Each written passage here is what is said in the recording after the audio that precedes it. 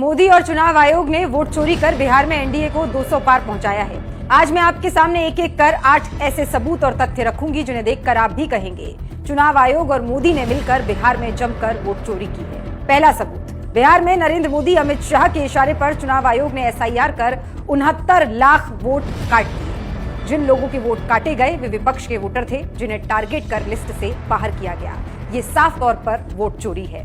दूसरा सबूत, पूरे देश ने देखा कैसे बीजेपी के नेताओं और कार्यकर्ताओं ने अलग अलग राज्यों में वोट डालने के बाद भी बिहार में जाकर वोटिंग की। तीसरा सबूत, चुनाव के बीच बीजेपी ने स्पेशल ट्रेनें चलवाई जिनमें लोगों को टिकट दिलवाकर और गले में पटका पहनाकर अलग अलग राज्यों से बिहार भेजा गया ताकि वो बीजेपी को वोट दे सके। चौथा सबूत, ज्ञानेश कुमार ने बिहार चुनाव की घोषणा के दिन यानी 6 अक्टूबर को प्रदेश में 7.42 करोड़ वोटर बताए।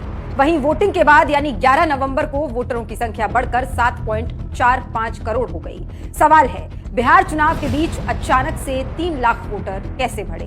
पांचवा सबूत, बिहार में एसआईआर की फाइनल लिस्ट आने के बाद रिपोर्टर्स कलेक्टिव को अपनी जांच में करीब 1.23 करोड़ से ज्यादा संदिग्ध वोटर मिली।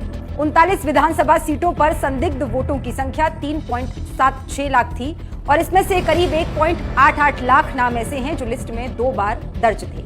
छठा सबूत, बिहार में एसआईआर के दौरान चुनाव आयोग ने वोटर लिस्ट में डुप्लीकेट एंट्री पकड़ने वाले सॉफ्टवेयर का इस्तेमाल नहीं किया।